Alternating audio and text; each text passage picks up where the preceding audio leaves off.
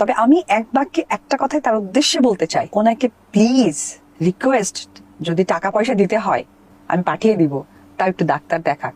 আর এইবারের মতো শাকিব খানকে যেন সুন্দর সুস্থ কেরিয়ার নিয়ে সামনে এগিয়ে যেতে দেয়। আচ্ছা, অপু বিশ্বাস কি বুবলিকে পাগল মনে করে? না মানে উনি যে বললেন যে বুবলি যেন ডাক্তার দেখায়, কেন এটা বললেন? কেন, বুবলির মাথায় কি কোনো সমস্যা আছে, বা বুবলি কি অসুস্থ বা পাগলাগারোতে থাকে, বা মানে আমি কি বলবো, মেন্টালি অসুস্থ উনি? বুবলি যদি মেন্টালি অসুস্থ হইতো তাহলে কি এত সহজে শাকিব খানকে হাতের মুঠোয় রেখে তারপরে শাকিব খানের কাছ থেকে একটা বাচ্চা আদায় করতে পারতো? এটা কি সম্ভব হতো কখনো?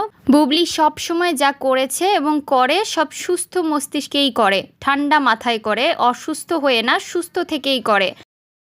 আমার তো মনে হয় অপু বিশ্বাস অসুস্থ, কারণ অপু বিশ্বাস তাকে ডাক্তার দেখাতে বলতেছে। ওদিকে সে যে ঠান্ডা মাথায় সব কিছু করে, এটা কিন্তু অপু বিশ্বাসের গায়ে বাঁধলো না।